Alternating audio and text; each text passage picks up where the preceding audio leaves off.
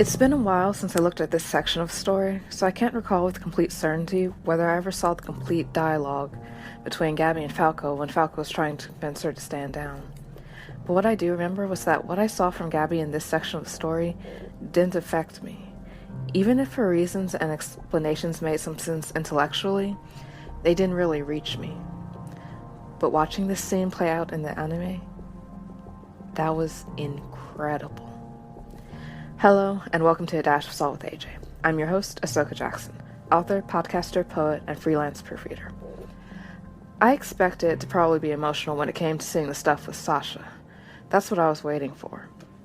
But I never expected to find myself tearing up during that conversation with Gabi. And yet, that's exactly what happened. The way that scene was handled and the performances in it, and I think this is one of those examples of an advantage that anime has. Because each art form, manga and anime, has its own distinct perks. I've mentioned some of the ones of manga recently. In this episode, we got to see where anime really shines. The voice acting enables you to get subtle inflections that you cannot get merely through the words themselves. And not just the emotion in general, I think voice acting is especially good to have when it comes to subtler or more vulnerable emotions. Much of what I've picked up from Gabi has just been the brashness and anger and aggression.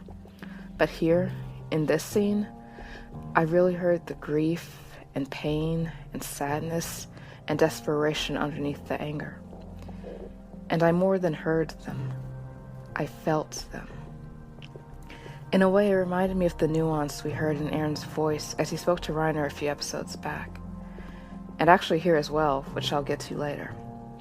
But here, with the voice acting, music, flashbacks, and everything else, the whole sequence was so magnificently freaking handled. And I think it's probably one of the best scenes we've gotten in this season. And I'm saying that as someone who's pretty fond of Falco, but does not especially like Gabi, and tends to find her sort of exasperating. It's a heck of a thing to have a favorite scene actually center around her, and even more of a thing to actually find myself tearing up at feeling her pain. And I want to get into this because this feeds into what I was saying before about why I don't consider her a monster, and why I don't hate her as much as you'd expect, despite what she did to Sasha. It should already be abundantly clear by now that Gabi is very much a victim of the Marleyan brainwashing. Heck, I think she's what they'd consider a prime success. I've said before that it's like she's had a whole kiddie pool worth of the metaphorical Kool-Aid.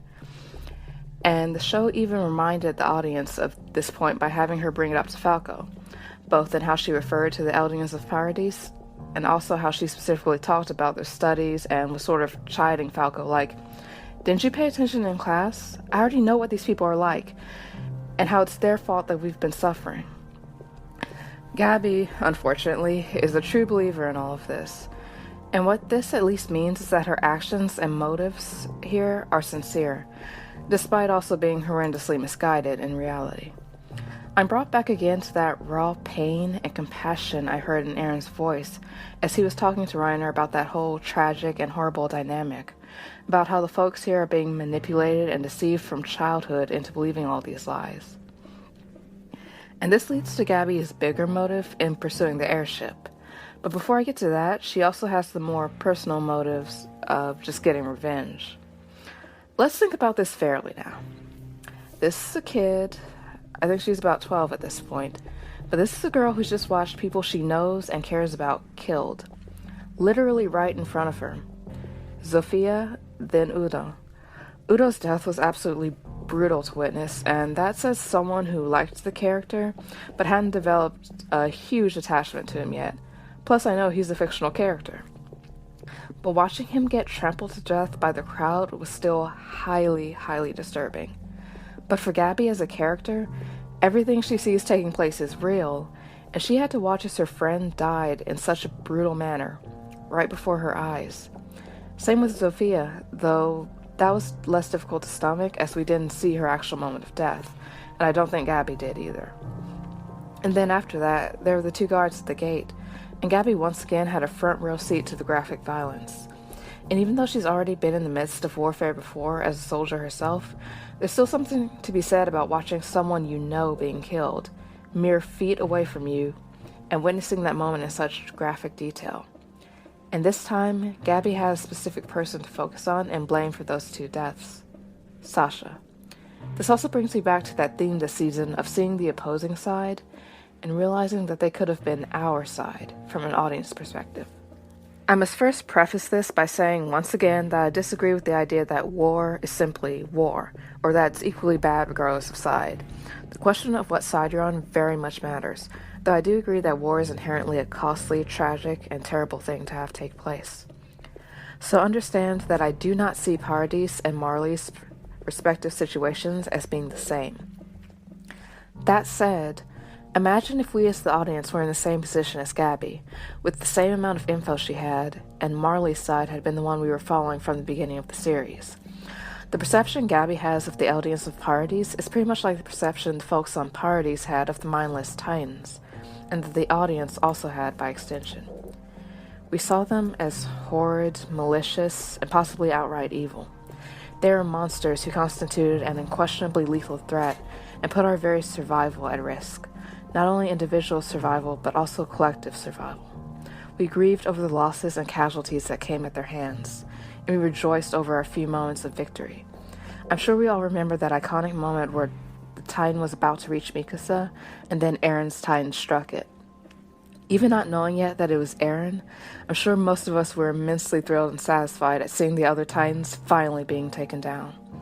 And that rogue Titan even made a special effort to make sure it took out the one that had eaten Thomas Wagner, who I believe had been the first of Aaron's military peers to die in Trost and in the series as a whole.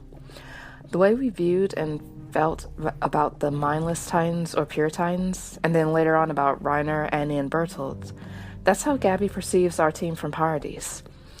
And what Gabi did in this episode, we probably would have balked at how reckless and foolhardy her specific actions were, but if she had been our POV character all this time, we probably would have been overall cheering her on and happy and satisfied that she had managed to strike back, and especially get such direct revenge for the people who were killed. People had fallen dead at Gabi's feet, and she had managed to take out the sniper responsible for that.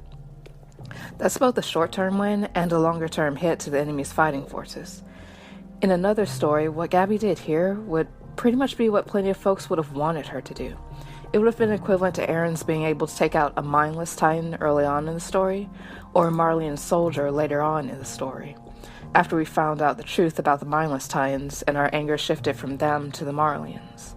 Again, this is aside from the caveat of how questionable her specific approach was, boarding the airship and all that. And like I said before, Gabi's definitely proven herself to have legitimate skill to back up all that ego she has. Though I will note that she keeps being given some extra help here, due to the fact that she's a child and folks keep hesitating to fire upon her while she has no such reservations with them. This happened in episode 1 with the Mideast Allied forces, and again in this episode. Still, she definitely has technical skill and is decent at improvising. Her plans are super risky and somewhat depend on luck, but they have gotten the job done all the same. And now I can get to the other part of this dynamic, that larger, broader reason behind her actions. And this is actually what got to me the most. Gabi didn't just lose friends, and she didn't just see part of her hometown destroyed. What Gabi saw in that strike on Liberio was her hope for her people and their future being destroyed. Her great hope in life was achingly close now. She really believed Marley's spiel, and that if the Eldians from Liberio could finally defeat Paradis and reclaim the founding Titan for Marley, then Marley and the world would finally see that the remaining Eldians in the world were the good ones, and would finally be convinced to free them from the internment zones, and treat them as equals rather than as monsters to be feared and subdued. And with the plans for the renewed military effort against Paradis, the supposed opportunity was now closer than ever for Gabi. And along comes the man, myth, and legend, Eren Yeager himself. The attack Titan. The founding Titan. The usurper. And when the eyes of the world are upon Liberio, he strikes. And Gabi sees her hopes for the liberation of her people slipping away like water through a closed fist.